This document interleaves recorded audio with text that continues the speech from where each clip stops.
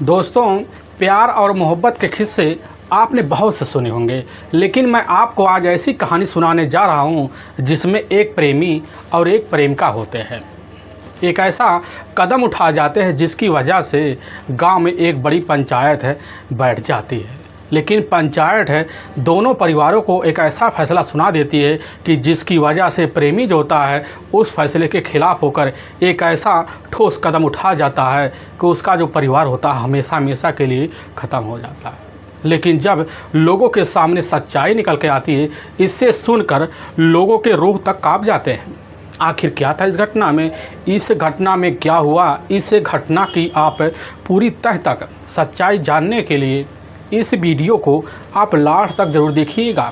नमस्कार दोस्तों, मैं प्रदीप कुमार आपको इस स्टडी बात चैनल पे मैं स्वागत करता हूं। दोस्तों आज की यह जो सच्ची घटना है, यह घटना सुनाने से पहले मैं आपसे एक छोटा सा रिक्वेस्ट करना चाहता हूं, क्योंकि आप अगर इस चैनल पर नए हो, पहली बार हो, तो एक बार जाकर अपने इन्हीं हाथों से आप इस चैनल को सब्सक्राइब जरूर कर लीजिएगा और साथ में जहां से आज आप यह वीडियो देख पा रहे हैं उस स्थान का नाम और अपना नाम एक बार कमेंट बॉक्स में ज़रूर डाल दीजिएगा, ताकि आपका नाम कल के वीडियो में हम इन्हीं प्यारे लफ्ज़ों से ले सकें।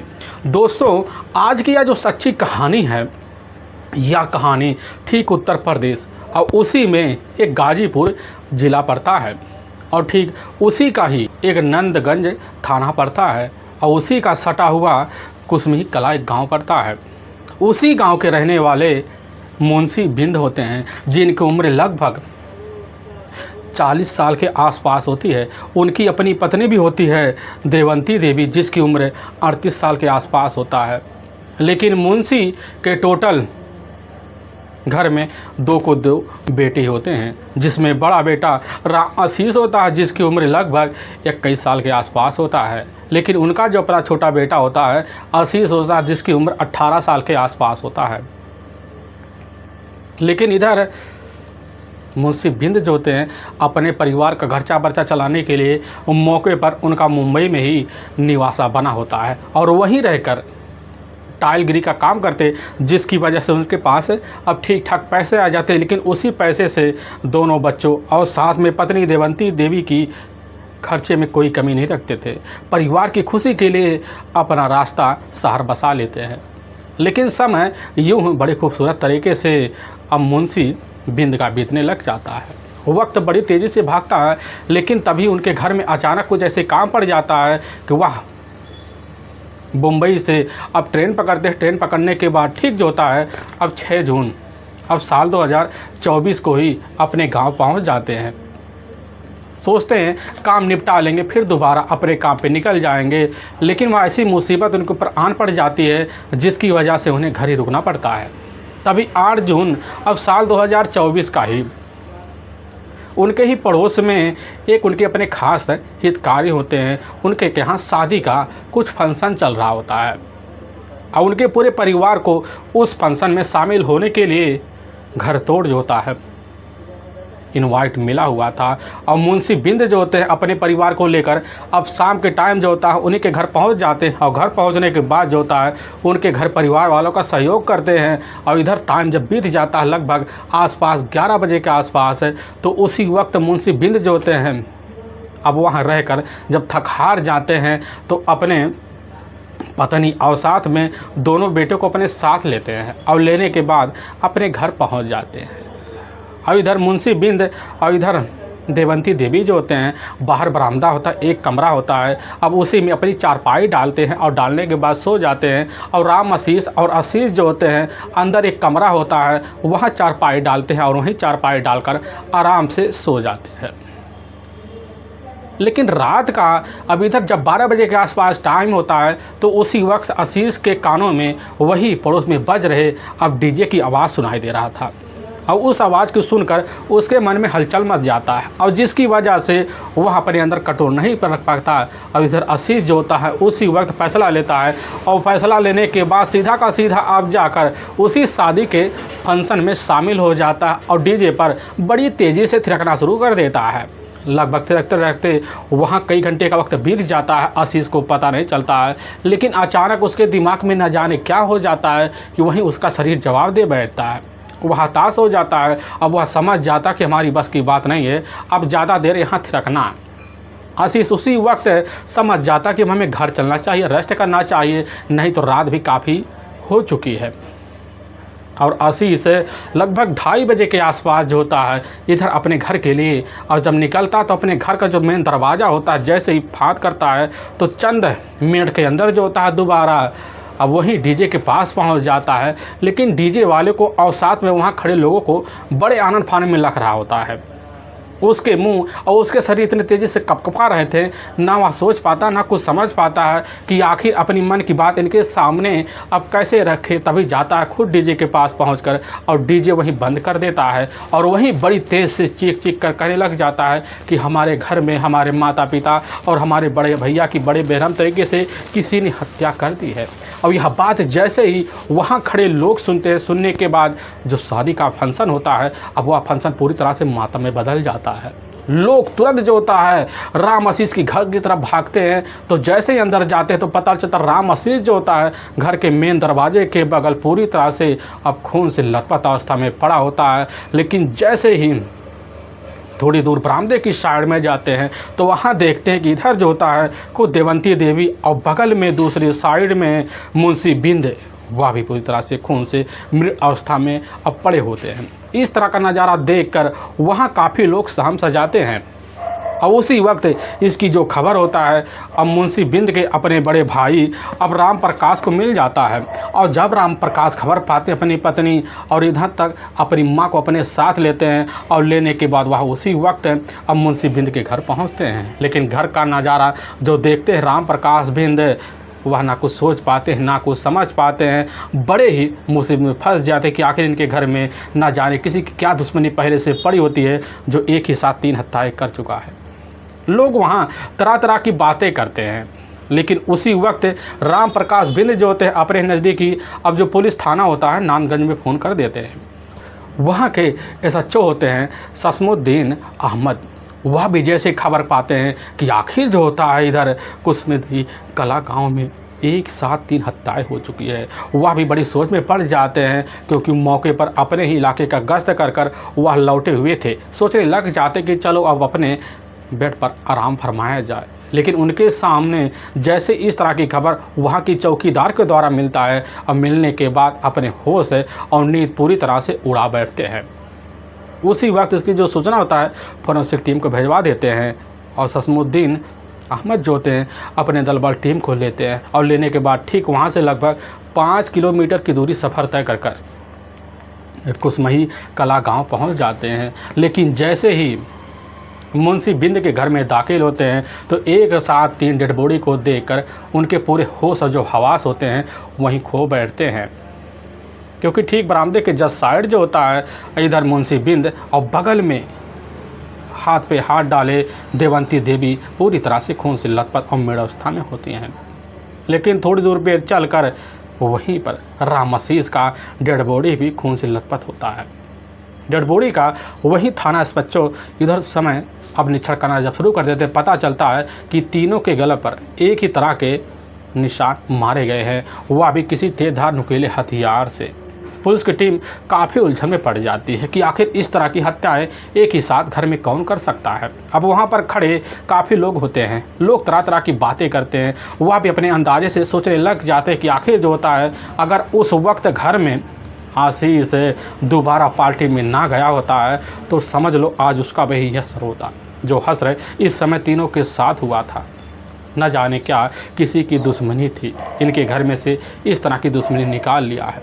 पुलिस की जो टीम होती है सबसे पहले फोरेंसिक टीम के हिसाब से वहाँ कुछ साँच जुटाती है और घटनास्थल का निरीक्षण कर वहीं तीनों बॉडी का पंचनामा भरती है और उठाकर अपने जिले वाइज सरकारी अस्पताल में पोस्टमार्टम के लिए अब भेजवा देती है। इधर पुलिस की टीम वहाँ पर खड़े आशीष से कुछ अहम पूछताछ करती है। आशीष जो होता है वही पूरी आप बीती पुलिस के सामने रोते चिल्लाते रखना शुरू कर देता है। पुलिस की जो टीम होती है उधर आशीष के लिखित पर मुकदमा दर्ज कर लेती है। लेकिन राम आशीष का अपना जो परिवार होता है पूरी तरह से तहस महस हो ही जाता है। लेकिन इधर एसएचओ साहब जो होते हैं अब शमसुद्दीन अहमद राम प्रकाश के ऊपर नज़र मारते हैं क्योंकि राम प्रकाश के छोटे भाई इधर मुंशी बिंद की बड़े बेरहम तरीके से हत्या की जा चुकी होती है। राम प्रकाश से जब इधर HSO साहब अब ससमुद्दीन वहीं पूछताछ करते हैं, आपको क्या लग रहा है आखिर इस तरह की हरकत कौन कर सकता है, तो राम प्रकाश बेधड़क करने लग जाते हैं कि साहब पड़ोस की रहने वाले साहब राधे बिंद है। राधे बिंद जो होता है फ़ोन पर कई बार इधर मुंशी बिंद को धमकी दे चुके होते हैं, काफ़ी तौर तरीके वाला धमकी। साहब हमें पूरी तरह से यकीन हो चुका है, क्योंकि अभी ठीक है कल ही गांव में पंचायत बैठी थी और उस पंचायत में इधर राधे बिंद ने काफ़ी बुरी तरह से इधर मुंशी बिंद को लताड़ा हुआ था। हमें यकीन हो गया है। यह बात जैसे ही राम प्रकाश के द्वारा HSO साहब अब राम ससमुद्दीन सुनते हैं, सुनने के बाद पुलिस की जो टीम होती है उसी वक्त जाती है। जाने के बाद राधे बिंद को अपने कस्टडी में लेती है। लेकिन जब कस्टडी में लेती है तो राधे बिंद से जब पूछताछ किया जाता है तो राधे बिंद जो होता पुलिस के सामने कहने लग जाता कि साहब हाँ, हमारी रंजिश जो होता है मुंशी बिंद से थी, लेकिन इतनी रंजिश नहीं थी कि आखिर उनके परिवार का हम दुश्मन बन सके। पुलिस की जो टीम होती है अब इधर राधे बिंद पर इस विश्वास भी कर लेती है। अब करने के बाद पुलिस की जो टीम होती है दोबारा जिला अस्पताल पहुंच जाती है और वहां दोपहर के टाइम पोस्टमार्टम भी तौर तरीके से करवाने के बाद पुलिस की टीम तीनों बॉडी को ले जाकर आशीष और राम प्रकाश को सुपुर्द कर देती है। तौर तरीके से ले जाते हैं अपने ही घाट पर संस्कार करने के लिए और वहाँ काफ़ी लोगों का जमावड़ा भी लग जाता है। थाने में बैठकर HSO साहब जो होते हैं अपने हिसाब से इस केस की जांच पड़ताल करने के लिए लगे हुए थे। तभी उसी वक्त गांव में पुलिस के कुछ मुखबिर होते हैं। उन्हीं मुखबिर के द्वारा HSO साहब अब ससमुद्दीन अहमद को एक चौंकाने वाली खबर मिलती है और वह जो खबर होता है पुलिस के लिए एक बड़ा सुराग बन जाता है। और पुलिस की जो टीम होती है उसी वक्त बिना टाइम गंवाए सीधा का सीधा घाट पर पहुँच जाती है। तो पता चलता है कि तीनों बॉडी तौर तरीके से संस्कार कर दिए गए हैं। गांव वाले सारे मौके पर रास्ता पकड़ लेते हैं, लेकिन आशीष जो होता एक पेड़ के नीचे बैठकर कुछ विचार कर रहा होता है। HSO साहब की नज़र वहीं पहुंचती है और जाने के बाद वहीं खड़े हो जाते हैं। 3-4 बार आशीष पुलिस के चेहरे को बड़े ध्यान से देखता है। उसके मन में हलचलें मच जाती है, उमंगें मच जाती है। पुलिस की टीम अब बिना टाइम गंवाए आशीष को अपने कस्टडी में लेती है और लेकर थाने पहुँच जाती है। और जैसे ही पुलिस की टीम आशीष से पूछताछ करती है और जैसे आशीष से पूछताछ किया जाता है आशीष 2-3 बार तो नानुकुर करता है। पुलिस की टीम वही सबूत निकाल के दिखा देती है। तो आशीष ऐसे जवाब देने लगता है जैसे कोई मैराथन दौड़ के और वह जीत कर पुलिस के सामने आया हुआ है। उसके सर पर ना कोई पसीना होता है, ना कोई शिकन होता है। पुलिस के सामने तीनों हत्या एक ही साथ कबूल कर लेता है। लेकिन पुलिस के सामने जो कहानी कबूल करके बताता है, इसे सुनकर लोग के रूह और रोंगटे एक साथ खड़े हो जाते हैं। असल में मुंशी बिंद का जो परिवार होता है उसी परिवार के बगल एक और थोड़ी दूर पर चलकर घर पड़ता है। वह घर राधे बिंद का पड़ता है। उनके घर में टोटल उनकी अपनी पत्नी होती है और 4 बच्चे होते हैं, जिसमें 2 बेटे और 2 बेटियां होती हैं। लेकिन राधे बिंद जो होते हैं अपने परिवार का खर्चा बर्चा चलाने के लिए अपने ही इलाके में जाकर एक प्राइवेट कंपनी होता है अब उसी में जॉब किया करते थे, जिसकी वजह से राधे बिंद का पारिवारिक खर्चा जो होता है तौर तरीके से चल पाता था। लेकिन समय के हिसाब से राधे बिंद को लगने लग जाता कि हमारा जो पारिवारिक खर्चा है हमारे बलबूते पर नहीं चल पाएगा, जिसकी वजह से अब ओटी मारना भी शुरू कर देते हैं कि अब भी पारिवारिक खुशी पूरी तरह से बनी रहे। लेकिन समय यूं भागने जब लग जाता है तो उनके घर में एक अपनी सबसे बड़ी बेटी होती है अब नंदिनी, जिसकी उम्र लगभग अभी तक 17 साल के ही ऊपर होने वाला होता है। लेकिन राधे बिंद जो होते हैं एक घर में लाडली बेटी और खूबसूरत बेटी होने के नाते अपनी बेटी की प्यार में कोई कमी नहीं रखते हैं और ना इधर नंदिनी की अपनी माँ और ना अपने दोनों भाई जो होते हैं अपने बहन को प्यार देने में कोई कसर नहीं छोड़ते थे। और कारण भी होता है क्योंकि नंदिनी बड़ी चंचल स्वभाव की थी और पढ़ने में बड़ी तेज-तर्रार थी। लोग उनके घर के सामने आकर नंदिनी की तारीफ़ करते, जिसकी वजह से राधे अपने आप को कभी बेटी को बेटा का दर्जा देने में चूक नहीं करते थे। हर वक्त अपनी बेटी का नाम जो होता है लोगों के सामने बड़े प्यारे और एकदम हरदपाव भाव से लिया करते थे। समय के साथ जो होता है राधे बिंद का परिवार इस तरह बिखरने के कगार पर पहुंच जाता है कि वह सोच नहीं पाते हैं। क्योंकि इधर नंदिनी जो होती है देखने में काफ़ी खूबसूरत थी और साथ में चंचल भी होती है, लेकिन हाँ बोलने में एक नंबर तड़तड़ होती है। किसी के सामने अगर खड़ी हो जाती थी तो बोलने के अलावा वह उनकी बात सुनने की कतई अब तैयार नहीं होते थे। लेकिन इसी बीच जो होता है, नंदिनी एक शाम मौके पर एक पिंक कलर की सलवार सूट पहनकर अब छत पर चली जाती है और वहाँ पहुँचती है तो वहाँ जो होता है, गर्मी का जब महीना होता है तो दोनों तरफ से हवाई की झोंका जो होता है एकाएक साइड से गुजर रही होती है। वही हवा का झोंका लेने के लिए अब नंदिनी छत पर खड़ी होती है तो उसी के बगल जो होता है, अब इधर आशीष भी अपने छत पर टकटकी लगाए नंदिनी के ऊपर गड़ा हुआ होता है।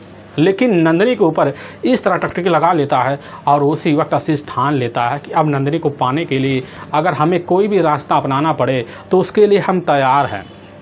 और नंदिनी जो होती है खिलखिला कर उधर हवाओं के साथ हंस खिला रही होती है, तरह तरह की वहाँ पर खेल कूद रही होती है।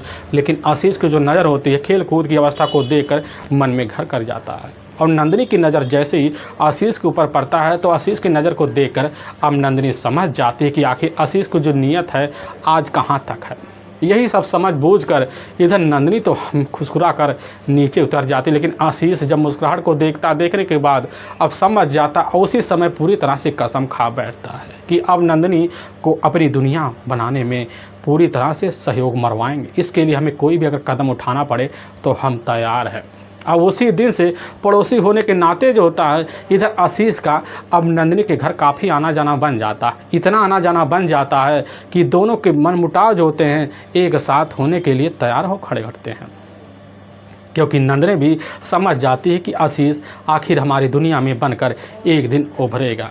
भले ही दूर के रिश्ते में भाई बहन लगते थे, लेकिन रिश्ते के भाई बहन में एक ऐसा खेल खेल देते हैं कि एक दिन दोनों के बीच दोस्ती पनप जाती है और पनपने की वजह से दोनों एक साथ जीने मरने तक की कस्में तक खा लेते हैं।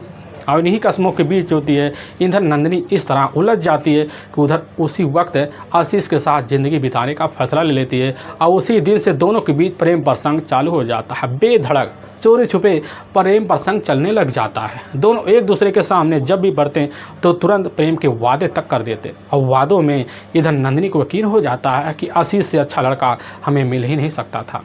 और तभी एक दिन जब शाम का टाइम होता है तो इधर खुद नंदिनी के घर वाले कहीं शादी के पार्टी में शामिल होने के लिए गए हुए थे। अब आशीष को पता लग जाता है। आशीष जब खबर पाता है तो नंदिनी के घर में घुस जाता है और नंदिनी मौके पर नहा धोकर वहीं सज संवर रही होती है। लेकिन जैसे आशीष पहुंचता है तो नंदिनी देखकर एक बार सकपका जाती, कहने लग जाती है कि अगर कोई हमें देख दाख ले तो समझ लो हमारी बदनामी हमारे इलाके में बड़ी स्वाभाविक बन जाएगी। लेकिन आशीष जब यह बात सुनता कहने लग जाता है कि जब तक हम हैं तब तक तुम्हें डरने की कोई ज़रूरत नहीं है। आखिर हमारी भी अपनी दुनिया बनेगी, लोग हमें राजे की तरह जानेंगे। काफ़ी तरह तरह के इधर बातें नंदिनी के सामने कर देता। नंदिनी को यकीन हो जाता और नंदिनी से वही कह बैठता है कि आखिर भले रिश्ते में भाई बहन हैं, लेकिन हमारे प्यार को भले दुनिया ना स्वीकार करे, लेकिन हम दोनों आखिरी दम तक अपनी दुनिया स्वीकार करेंगे। और नंदिनी को यकीन हो जाता है। होने की वजह से उसी दिन से दोनों का मिलना इतना बढ़ जाता कि दोनों एक साथ घूमना फिरना अब चालू कर देते हैं। चालू का जो सिलसिला होता धीरे धीरे जाकर उनके मोहल्ले में लोगों के कानों में प्रेम संबंध की जानकारी के तहत पहुंच जाती है। लोग तरह तरह की बातें करते हैं, लेकिन एक दिन जाकर इधर राधे बिंद के जब कान में पहुंचती है उनके बेटी के कारनामे, तो सुनकर उनको अपने कानों पर यकीन नहीं होता है। अपनी बेटी नंदिनी को बुलाते हैं और तरह तरह की बातें करते शुरू कर देते हैं। लेकिन जब इधर राधे बिंद को यकीन हो जाता है कि आखिर हमारी बेटी जो खुल खिलाड़ी पूरी तरह से सच्चाई भरी है, जिसकी वजह से नंदिनी का वही पिटाई कर देते हैं। और उसी वक्त राधे बिंद अपना फ़ोन निकालते हैं, क्योंकि उस समय आशीष के जो अपने पिता होते हैं मुंशी बिंद मौके पर मुंबई होते हैं और वहीं कॉल कर देते हैं। और इधर राधे बिंद मुंशी बिंद से एक एक बात की शिकायत कर देते हैं कि अपने बेटे पर पाबंदी लगाओ, नहीं तो आपके लिए मुसीबत पड़ जाएगी। फिर मत कहना कि मुसीबत की जानकारी हमें क्यों ना दी। तरह तरह की बातें करते हैं और मुंशी भी उस समय अपने अंदर डरा सा महसूस करना शुरू कर देते हैं। और उसी वक्त मुंशी अपने बेटे आशीष के पास फ़ोन मिलाते हैं, कहने लग जाते हैं कि तुम्हारे बारे में जिस तरह हमें जानकारी लग रही है, आखिर उस जानकारी की वजह से हमारा परिवार और साथ में तुम भी बदनाम हो रहे हैं। आखिर तुम्हारी अपनी ज़िंदगी है, इसको खुले तरीके से जियो। चाहते हैं बेटा पढ़ लिख लो, पढ़ लिखने के बाद तौर तरीके से तुम्हारी शादी ऐसे करवा देंगे, तुम कभी सपने में नहीं सोचे होगे कि आखिर इतनी खूबसूरत लड़की हमें मिल सकती है, क्योंकि हमने तुम्हारे लिए लड़की तो देख रखी है। लेकिन आशीष जो होता है अपने पिता की बात को सुनता है, हाँ में हाँ मिलाता है, लेकिन जब मिला लेता है, जब फ़ोन कट हो जाता है तो आशीष जो होता है इधर नंदिनी के प्यार में इस तरह पागल हुआ पड़ा होता है कि अपने पिता की बात को दरकिनार कर देता है। लेकिन उसी दिन से जो होता है नंदिनी और साथ में आशीष के प्यार पे पहरा लगने के बावजूद जो होता है और गहरा हो जाता है, इतना गहरा हो जाता है कि दोनों मिलने के लिए तरह तरह के जगह ठिकाने ढूंढना शुरू कर देते हैं और मिलने का तरीका इनका कामयाब हो जाता है। इस तरह चलने लग जाता है कि दोनों के परिवार वालों को दोबारा खबर लगता है। जब राधे बिंद खबर पाते हैं तो दोबारा इतना हताश, इतना परेशान हो जाते हैं, वह समझ जाते हैं कि बस करो, हमें ज़िंदगी में कोई ऐसा ठोस कदम उठाना पड़ेगा जिसकी वजह से कभी जो होता है इधर आशीष हिम्मत ना कर सके नंदिनी के सामने आने का। इधर दोबारा फ़ोन मिला देते हैं और जैसे ही मुंशी बिंद फ़ोन के द्वारा सुनते हैं राधे की शिकायत सुनने के बाद ना कुछ सोच पाते, ना कुछ समझ पाते, क्योंकि उनको उस समय पर काफ़ी तरह तरह की धमकियाँ जो होता है राधे बिंद दे बैठते हैं। मुंशी बिंद फैसला लेते हैं और लेने के बाद वादा कर देते हैं कि अब हम गाँव आ रहे हैं, अपने बेटे को तौर तरीके से समझाएँगे, ना समझेगा तो कोई और रास्ता निकालेंगे। इधर मुंशी बिंद जो होते ठीक है 6 जून साल 2024 को ही ट्रेन पकड़ लेते हैं, अपने घर पहुंच जाते हैं और पहुंचने के बाद उनके कानों में गांव के लोगों के द्वारा तरह तरह की बातें पहुंचते हैं, जिसकी वजह से मुंशी बिंद को बड़ी बदनामी महसूस होती है। लेकिन जैसे ही अब दूसरे दिन का वक्त होता है, उसी दिन जो होता है राधे बिंद गांव में जाते हैं, गांव के बड़े बुजुर्गों और बड़े बड़े लोगों को लेकर एक बड़ा सा पंचायत बुलाते हैं। लेकिन उसी पंचायत में जो होता है इधर मुंशी बिंद और मुंशी बिंद का अपना बड़ा भाई राम प्रकाश और सामने राम आशीष और आशीष होते हैं, और दूसरी तरफ जो होता है इधर राधे बिंद और राधे बिंद की परिवार में उनकी पत्नी, उनके दोनों बेटे और उनकी छोटी दोनों बेटियां होती हैं। दोनों अपने अपने राय मशवरे एक दूसरे के सामने रखते हैं। लेकिन उस समय जो होता है मुंशी बिंद और आशीष को इतनी बदनामी का सामना करना पड़ जाता है, जिसकी वजह से वहीं दोनों सर झुका लेते हैं। लेकिन पंचायत भरी महफिल वहीं दोनों को फैसला सुना बैठती है कि आज के बाद दोनों का मिलना जुलना बंद है। अगर दोबारा कभी भी देखा गया तो दोनों का खाना पानी तक बंद कर दिया जाएगा। यह बात राधे बिंद भी सुनते हैं, मुंशी बिंद भी सुनते हैं। दोनों सुनने के बाद काफ़ी हताश तो रह जाते हैं, लेकिन सबसे ज़्यादा दुख होता है इधर खुद आशीष और साथ में मुंशी बिंद को होता है। मुंशी बिंद जो होते हैं अपने आप को काफ़ी असहाय महसूस समझते हैं। उनके मन में अपने बेटे के लिए चिड़चिड़ापन बैठ जाता और उसी समय ठान लेते हैं कि दोबारा ऐसी शिकायत पंचायत में नहीं होने देंगे। अब घर तो आते हैं, लेकिन आशीष के सामने तरह तरह की बातें लताड़ते हैं, तरह तरह की दलदले वाली बातें करते हैं, जिसके बाद आशीष जो होता है उसी वक्त अपनी माँ और अपने पिता अब मुंशी बिंद से चिढ़ जाता है। घर में ऐसे लगने लग जाता है कि उसके माता पिता, उसके अपने बड़े भाई घर में दुश्मन पड़े हुए हैं, दुश्मन की तरह घर में रहने शुरू कर देता। और उसी समय सोच बैठता कि आखिर हमारे प्यार में जो भी अड़ंगा बनेगा उसको तो हम रास्ते से किनारा लगवाएंगे, उसके लिए हमें चाहे किसी भी हद तक गुजरना पड़ेगा। तभी वह खुद अपने पिता मुंशी बिंद और अपनी माँ को अपने ही रास्ते से हटाने के लिए तौर तरीके से खतरनाक प्लान बना लेता और उसी प्लान के तहत अंजाम देने के लिए लग जाता है। और तभी ठीक है 8 जून साल 2024 का ही वही जैसे ही दोपहर का टाइम होता उसी वक्त आशीष को सूचना मिलता कि हमारे पड़ोस में आज हमारे ही यार की तो तिलक है। वह समझ जाता कि आज मौका है, क्योंकि हमारे पूरे परिवार को वहाँ निमंत्रण मिला हुआ है। और उसी का निमंत्रण समझ जाता कि प्लान तो अच्छा समझ में आ गया। लेकिन जैसे शाम का टाइम होता है उसी वक्त मुंशी बिंद अपने परिवार में अपनी पत्नी देवंती देवी को अपने साथ लेते हैं और दोनों बेटों को साथ लेकर अब उसी तिलक समारोह में शामिल हो जाते हैं। तो तरीके से नाश्ता पानी खाना पीना अपने रिश्तेदारों और साथ में उनके रिश्तेदारों के साथ करते हैं। जैसे रात का 11 बजे के आसपास टाइम होता मुंशी अपनी पत्नी और अपने दोनों बेटों को अपने साथ लेते हैं और घर में चले जाते हैं। बरामदे के साइड में चारपाई 2 होता, उसी चारपाई पे जाकर देवंती देवी और मुंशी इधर बिंद जो होते हैं तौर तरीके से सो जाते हैं। लेकिन चंद मिनट के अंदर जो होता दोनों को गहरी नींद आ जाती है। लेकिन राम आशीष जो होता अपने कमरे में जाता सोचा, चंद मिनट बाद उसको भी नींद आ जाती है। लेकिन आशीष की नींद इतनी दूर होती है, वह समझ जाता कि मौका तो आज अच्छा है, इससे अच्छा मौका तो कभी निकलेगा ही नहीं। और उसी वक्त अपने खतरनाक प्लान को अंजाम देने के लिए कदम उठा लेता है। सबसे पहले अपने बड़े भाई अब राम आशीष के पास जाता है और जब जाता है, जाने के बाद तौर तरीके से जगाने की कोशिश करता, लेकिन समझ जाता कि राम आशीष अब काफ़ी गहरी नींद में आ चुके हैं।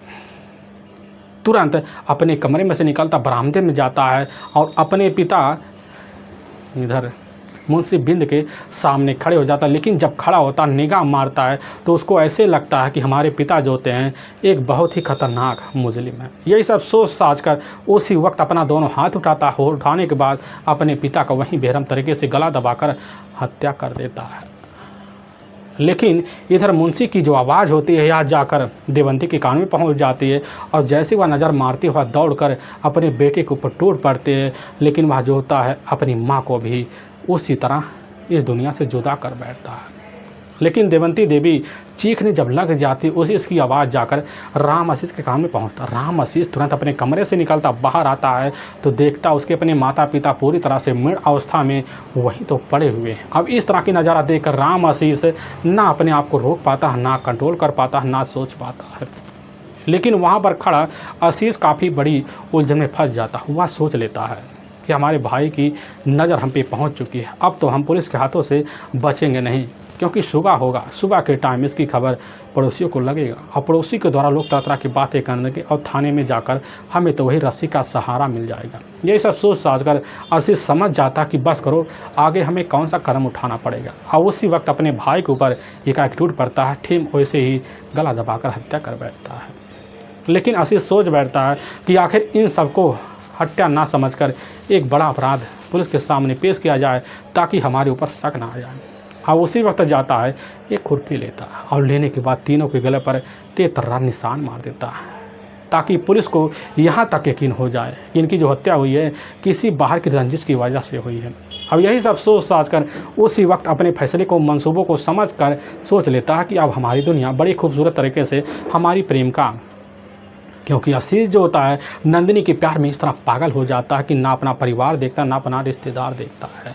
और वह उसी वक्त फैसला लेकर समझ जाता कि आगे हमें कौन सा कदम उठाना पड़ेगा और नाटक करने के लिए तैयार हो बैठता है और वाशरूम जाता है। तो तरीके से अपनी कड़ी की सुलाई करता है और वहाँ नया कपड़ा चेंज कर लेता है और चेंज करने के बाद वही कपड़े एक पन्नी में पैक करता है। लेने के बाद गांव के बाहर एक झाड़ी में ढमका देता और जाता है दोबारा उसी डीजे वाले पार्टी में शामिल हो जाता ताकि लोगों को लगे तौर तरीके से व्यवहार में कोई कमी नहीं दिख रही है। लेकिन नाटक उसका तब भारी पड़ जाता है तब पुलिस के सामने मुखबिरों द्वारा गांव से एक खबर मिल जाती है और इसी खबर से पुलिस के सामने पूरी खोल खुल जाती है। लेकिन वाकई में दोस्तों पुलिस के सामने जो हृदय विदारक घटना के बारे में जानकारी खुद इधर जाकर मनीष के द्वारा इसे सुनकर लोग हैरान और परेशान हो जाते हैं कि आखिर जो होता है एक सनका हुआ प्रेमी किस तरह अपनी दुनिया उजाड़ चुका है। लेकिन पुलिस की जो टीम होती है आशीष को तो अपने कस्टडी में लेती है और ले जाकर वहाँ न्यायालय में पेश कर देती है और न्यायालय में आशीष के ऊपर काफ़ी गंभीर मुकदमा दर्ज करके ले जाकर हमेशा हमेशा के लिए जेल के सलाखों के पीछे डाल देती है।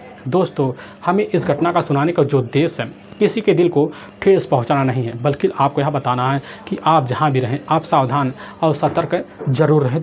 दोस्तों हमारे कुछ ऐसे व्यूअर जो हमारे वीडियो को बड़े प्यारे लफ्ज़ों में लगातार देखते आए हैं, जिनमें सबसे पहले नाम आता है गुलजार सिंह जो इधर हैदराबाद तेलंगाना शहर के रहने वाले, अनिरुद्ध शर्मा उत्तर प्रदेश आजमगढ़ के शहर के रहने वाले हैं, अलीवर मारुतो कर्नाटक के रहने वाले हैं और यम डी चौधरी पानीपत के रहने वाले हैं और नसमुद्दीन माझू हमीरपुर यूपी के रहने वाले हैं और रणवीर सैनी जीनत बनीखेरा के रहने वाले हैं। दोस्तों कई सारे हमारे व्यूअर हैं जो हमारे वीडियो को लगातार वॉच करते हैं। अगली बार ज़रूर मिलेंगे एक नई वीडियो के साथ, तब तक के लिए अब जय हिंद जय भारत।